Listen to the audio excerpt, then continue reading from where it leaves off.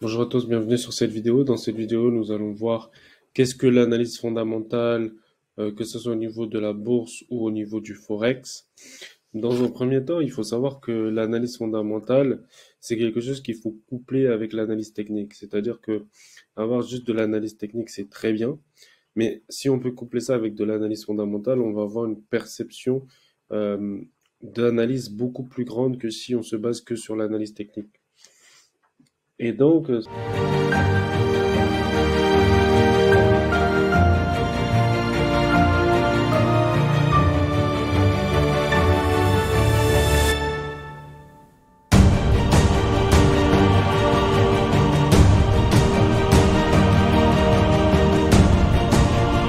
souvent, en fait, ce qui va se passer, c'est que l'analyse fondamentale va vous donner un point de vue différent de ce que l'analyse technique vous donne. C'est-à-dire, l'analyse fondamentale peut vous donner de l'achat, alors que l'analyse technique va vous donner de la vente. À ce moment-là, ben, il y a possibilité que la psychologie des investisseurs soit biaisée. C'est-à-dire que eux, ils parlent plus pour l'inverse de ce qui se passe plutôt que vraiment ce qui se passe. Et ça, c'est ce qui est arrivé, par exemple, quand on a eu, c'était juste après le Covid, quand tout le monde en fait s'attendait à des chiffres négatifs, mais en fait les chiffres négatifs poussaient le marché vers le haut. Parce que plus ces chiffres étaient négatifs, plus ça voudrait dire qu'il n'était pas nécessaire que la banque, la Fed, puisse augmenter ses taux d'intérêt. D'accord? Sauf que au final, la Fed a quand même augmenté ses taux d'intérêt et là, les choses ont commencé à chuter. Donc, voilà pour ce qu'est l'analyse fondamentale. Là, maintenant, on va rentrer plus dans les détails. L'analyse fondamentale est une méthode d'analyse financière utilisée pour évaluer la santé financière et les perspectives de croissance d'une entreprise, d'un secteur ou même d'une économie entière. Cette méthode d'analyse se concentre sur les données financières et économiques fondamentales de l'entreprise, telles que les revenus, les bénéfices, les actifs, les passifs, les flux de trésorerie, les ratios financiers, les facteurs macroéconomiques tels que l'inflation, taux d'intérêt et les politiques gouvernementales. L'objectif principal de l'analyse fondamentale est d'évaluer la valeur intrinsèque d'une entreprise et de déterminer si le cours actuel de son action est sous-évalué, surévalué ou correctement évalué par rapport à cette valeur intrinsèque. Les investisseurs utilisent souvent l'analyse fondamentale pour prendre des décisions d'investissement à long terme, car il fournit une vue d'ensemble de la santé financière et des perspectives de croissance d'une entreprise, plutôt que de se concentrer sur les fluctuations à court terme des prix de l'action. Donc ça, c'est un cas qu'on peut voir souvent, par exemple Tesla. Tesla, c'est une entreprise qu'on regarde la valeur de l'action par rapport à ce qu'elle produit. On peut voir qu'il y a une décorrélation de 10. C'est-à-dire que par rapport au prix que l'action vaut et par rapport au chiffre d'affaires que réalise la boîte, il y a un facteur de 10. Plus le facteur il est conséquent et plus on parle de spéculation. Parce que beaucoup d'investisseurs, en fait, ils spéculent sur la valeur future de Tesla, mais il est possible que la valeur future de Tesla ne corresponde pas à la réalité de ce qui va se passer dans le futur. Peut-être demain, il y a une entreprise qui va arriver et elle va être beaucoup plus compétitive que Tesla au niveau des prix, beaucoup plus compétitive que Tesla au niveau de la sécurité, etc., etc. Donc, faut faire attention à ça, à quand une action est sous-évaluée, surévaluée ou correctement évaluée. Alors, pour ce faire, nous allons, que ce soit au niveau de l'analyse fondamentale, vous pouvez toujours regarder en fait la valeur de l'entreprise, c'est-à-dire le chiffre d'affaires réalisé, les marges commerciales, euh, la croissance démographique, la demande du marché ou du secteur, les concurrents. Donc ça, c'est toute la valeur fondamentale au niveau de l'entreprise que vous pouvez toujours évaluer. Et ça doit vous donner une indication future de ce qui peut se passer. Par exemple, aujourd'hui, quand on regarde Coca-Cola, euh, quand Warren Buffett il a investi sur Coca-Cola, il n'a pas investi sur Coca-Cola par rapport à l'analyse technique. Il a d'abord investi sur Coca-Cola par rapport à la valeur fondamentale de ce que Coca-Cola est, c'est-à-dire au niveau du marketing, la puissance marketing, euh, la puissance au niveau des consommateurs, le fait que les consommateurs de Coca-Cola, bah, ce sont des fans, voilà quoi. Dès qu'ils ont une boisson à choisir, ils vont prendre du Coca-Cola. Donc, il va tenir compte de tous ces différents éléments pour qu'il puisse se dire, OK, Coca-Cola, dans quelques années, ça va être une pépite, il y aura beaucoup de ventes, le chiffre d'affaires de l'entreprise ne va faire que croître. Et donc voilà, c'est pour ça qu'il va rentrer dans l'entreprise maintenant et pour pouvoir profiter en fait de la croissance future de la boîte. Alors, comment utiliser les données économiques pour prendre des décisions de trading? Bah là, je vous ai donné déjà un premier aperçu de ce qu'on peut faire. Euh, Identifier les indicateurs économiques pertinents. Donc, il existe de nombreux indicateurs tels que taux d'inflation, taux de chômage, les ventes au détail, le PIB, les taux d'intérêt, etc. Donc, il faut vraiment prendre en compte chaque indicateur économique. Et pour ça, vous avez la possibilité d'aller sur Investing, où vous allez avoir les différents indicateurs économiques possibles. Alors, il est important de déterminer les indicateurs pertinents pour votre stratégie de trading. Il faut surveiller les annonces économiques. Les données économiques sont souvent publiées selon un calendrier régulier. Donc, généralement, vous avez un daily FX. Donc, là-dessus, vous allez avoir un calendrier économique. Vous allez avoir investing.com. Là-dessus, vous allez avoir un calendrier économique. Factory, FX Factory aussi, vous allez avoir un calendrier économique. Et donc, il est important de surveiller ces annonces pour être informé des changements dans l'économie. Parce que c'est à travers ces différents calendriers économiques que vous avez des apparitions de données économiques et ces données économiques vont impacter la paire que vous souhaitez trader. Alors, analyser les données économiques. Donc, une fois que les données économiques ont été publiées, il est important de les analyser pour comprendre leur impact potentiel sur les marchés financiers. Par exemple, si vous avez un taux de chômage qui est plus élevé que ce qu'avait prévu le marché, on peut avoir une fluctuation du cours, soit à la hausse, soit à la baisse. Les traders peuvent utiliser des outils d'analyse technique et fondamentale pour évaluer les tendances à court et à long terme. Analyser les données économiques une fois que les données économiques ont été publiées. Donc ça, c'est bon. Les traders peuvent utiliser, bon, ça aussi. Prendre une décision de trading. En fonction de votre analyse, vous pouvez décider d'acheter ou de vendre un actif financier. Il est important de prendre en compte les risques et les avantages potentiels de chaque transaction. Ensuite, il vous faut gérer le risque de manière à ce que le trading comporte toujours des risques. Il est important de mettre en place des stratégies de gestion des risques pour minimiser les pertes potentielles, surtout quand vous souhaitez trader en annonce économique. Parce que les annonces économiques vont apporter une forte volatilité sur le marché. Et si vous n'êtes pas prêt à assumer la volatilité du marché, ben, ça peut très vite cramer votre compte. Quels sont les indicateurs économiques importants à surveiller? Donc là, en fait, je vais vous donner une liste de tous les indicateurs économiques qui sont importants à surveiller. Là, vous allez avoir le PIB. Donc le PIB, c'est ce qui mesure la valeur de tous les biens et services produits dans une économie donnée au cours d'une période donnée. Pourquoi il est important en fait de surveiller le PIB? Parce qu'admettons que vous souhaitez investir sur la France, d'accord?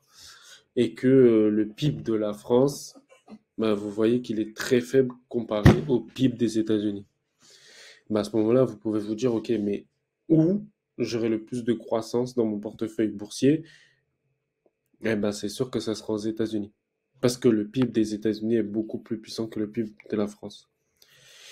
Ensuite, donc c'est un indicateur clé de la croissance économique. Généralement, quand vous avez un bon PIB, Ça veut dire qu'il y a pas mal d'argent qui circule dans le pays. Et vu qu'il y a pas mal d'argent qui circule dans le pays, il y a de fortes chances pour que vous ayez une bonne croissance de votre portefeuille en bourse sur un pays où il y a de l'argent qui circule. Ensuite, le deuxième truc à prendre en compte, c'est l'inflation. L'inflation, ça permet de mesurer la variation des prix des biens et services dans une économie donnée. C'est-à-dire que quand vous voyez que l'inflation est élevée, ça peut entraîner une augmentation des taux d'intérêt, ce qui peut avoir un impact sur les marchés financiers. Et là, je vais vous donner un cas concret. Admettons que vous avez une inflation qui explose, ce qui est le cas présentement. Nous avons une augmentation des taux d'intérêt sur la Fed. Donc, qu'est-ce qui se passe? La Fed augmente le taux d'intérêt sur le dollar. Ben, c'est très simple. Le fait que la Fed, elle augmente le taux d'intérêt sur le dollar, ça raréfie le dollar. Et si ça raréfie le dollar, ben, si par exemple vous êtes sur euro USD, qu'est-ce que ça signifie? Ça signifie que le dollar devient plus puissant, puis qu'il est plus rare, il devient plus puissant que l'euro. Et donc à ce moment-là, vous avez une chute du cours de l'euro USD. Maintenant, on va voir le parallèle par rapport aux actions. Admettons que vous souhaitez acheter Coca-Cola, d'accord? Mais que vous avez une inflation très élevée et qui entraîne un taux d'intérêt dans les mois à venir. On va dire qu'il y a des chances que la Fed augmente les taux d'intérêt. Mais qu'est-ce qui se passe? Sachant que l'argent se raréfie. Mais qu'est-ce que les gens vont faire? Les gens vont vendre leurs actions. Parce que l'argent se fait rare. Donc vu que l'argent se fait rare, ben, je me sépare de mes actions pour avoir de l'argent. D'accord? Et donc généralement en période où vous avez de fortes inflations, la croissance économique a tendance à ralentir. D'accord? La croissance économique a tendance à ralentir parce que tout simplement, en fait, quand les gens ils sortent dehors et qu'ils voient que tous les prix ont fait x2, x3, ils se disent c'est bon, je reste chez moi. D'accord? Donc à ce moment-là, tout ce qui est les consommations qui sont pas nécessaires, les gens ils freinent. D'accord? Alors que dans le cas contraire, si vous avez par exemple la Fed qui décide de tout simplement baisser les taux d'intérêt. Et donc, ça veut dire que ça augmente la quantité de dollars en circulation. Et à ce moment-là, généralement, ce que vous pouvez voir, c'est un impact sur les marchés financiers.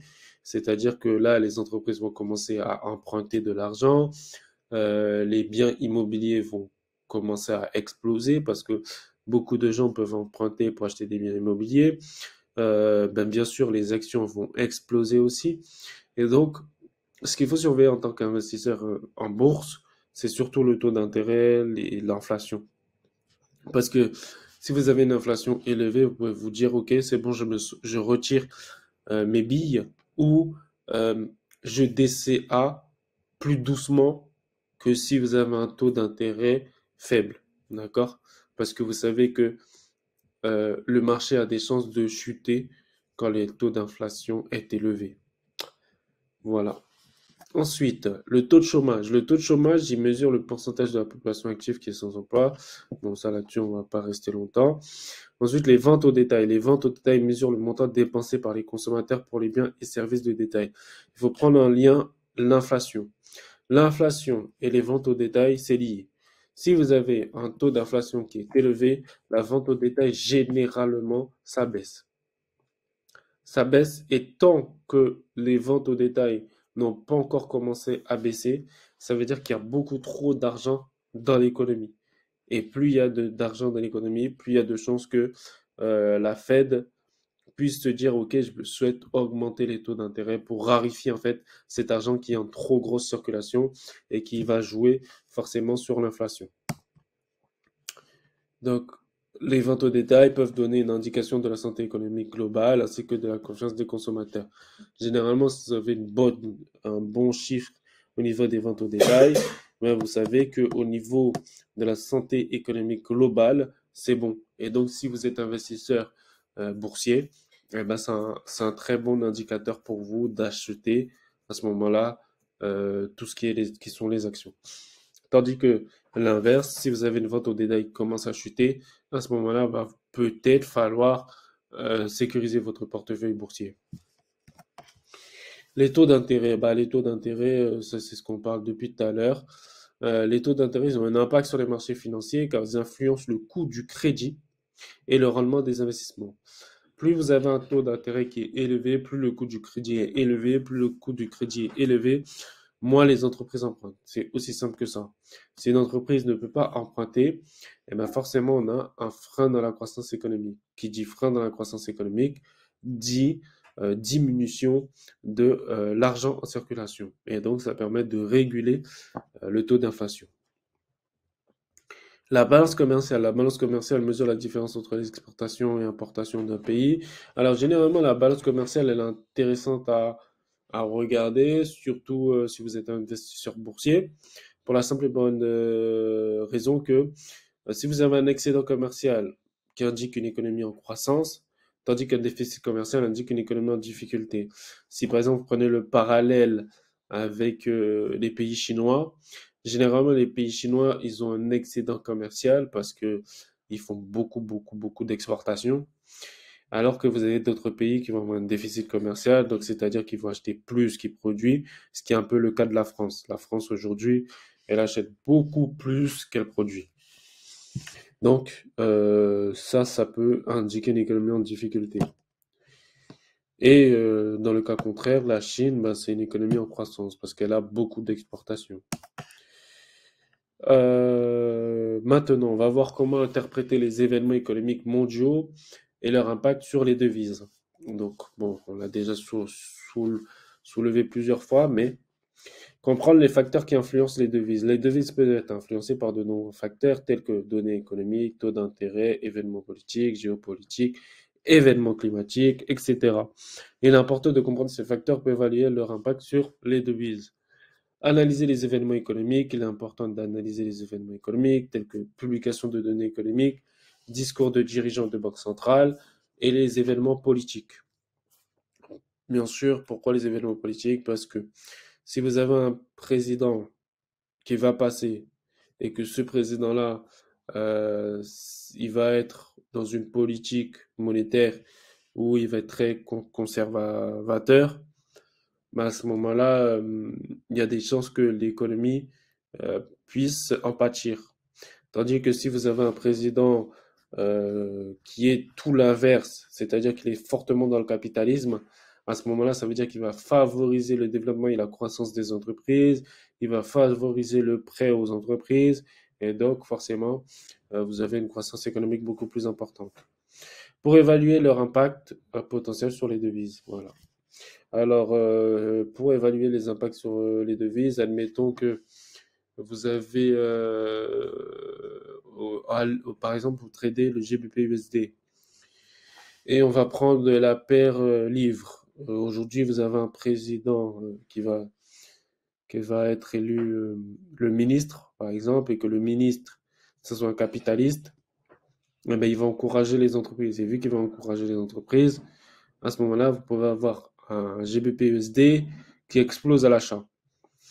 Tandis que si c'est le contraire, c'est un conservationniste ou un socialiste, à ce moment-là, ben, vous pouvez avoir une chute tout simplement sur le GBP-USD. Si de l'autre côté, le président américain, c'est quelqu'un qui est beaucoup plus dans la création d'emplois, qui est dans la création d'entreprises, etc. Bah, du coup, la force du dollar est beaucoup plus puissante que le livre. Et d'ailleurs, on peut faire un parallèle par rapport à ça. Il faut voir une chose, c'est que quand les devises sont échangées, ils sont échangés pour une raison. C'est-à-dire que vous avez l'offre et la demande. Si aujourd'hui vous avez un président qui est un président porté sur la croissance économique, forcément votre devise va être demandée. Elle va être demandée, pourquoi? Parce que euh, le fait que votre pays va exporter, ben forcément, si quelqu'un veut acheter chez vous, eh ben il va falloir qu'il échange sa monnaie contre votre monnaie. Et c'est à ce moment-là que le livre explose. Parce que tu as de plus en plus de personnes qui vont se dire, voilà, moi je souhaite faire du business avec le livre, et donc je vais échanger mes dollars contre du livre. Ok, et si par exemple ben, le dollar ben, c'est plus puissant, ben, à ce moment-là les gens vont se dire ah moi je préfère échanger mon livre contre le dollar. Et là, à ce moment-là, ben, vous avez une chute du livre et une explosion du dollar. Ok. Utiliser l'analyse fondamentale et technique. L'analyse fondamentale peut être utilisée pour évaluer les tendances économiques et politiques à long terme, tandis que l'analyse technique peut être utilisée pour évaluer les tendances à court terme et les niveaux de support et de résistance. Il faut surveiller les flux de capitaux, bon, ça on vient de le dire à l'instant. Les investisseurs peuvent déplacer leur argent vers des pays offrant des rendements plus élevés ou des économies plus stables, ce qui peut affecter la valeur des devises. Et c'est ce qui s'est passé par rapport à l'euro et le dollar. C'est-à-dire que tous les gens qui étaient en Europe, quand ils ont vu que ça commence à chauffer, ils ont fait partir tout leur argent vers le dollar. Et donc, tout le monde vendait en fait son euro. Et vu que tout le monde vend son euro pour acheter du dollar, ben, on a eu une chute phénoménale de l'euro face au dollar. D'accord? Donc, c'est des choses à surveiller. Ensuite, bien sûr, pour terminer, il faut prendre en compte les risques. Les événements économiques mondiaux peuvent être imprévisibles. Par exemple, la guerre en Ukraine, personne s'y attendait. Voilà, on peut avoir des catastrophes naturelles aussi. Et on peut avoir vraiment des choses qui sont vraiment pas prévues du tout. Ils peuvent entraîner des risques pour les devises. Et il est important de prendre en compte ces risques et de mettre en place des stratégies de gestion des risques pour minimiser les pertes potentielles. Oui, le plus important, c'est toujours de gérer son risque. D'ailleurs, la prochaine vidéo, elle va porter sur la gestion du risque. Donc, je vais vous parler de tout ce qui est money management. Je vais vous donner les outils pour bien gérer vos trades, bien calculer les lots. Et je vais vous donner aussi la troisième chose que je vais vous donner, c'est au niveau du risk reward, c'est-à-dire toujours risquer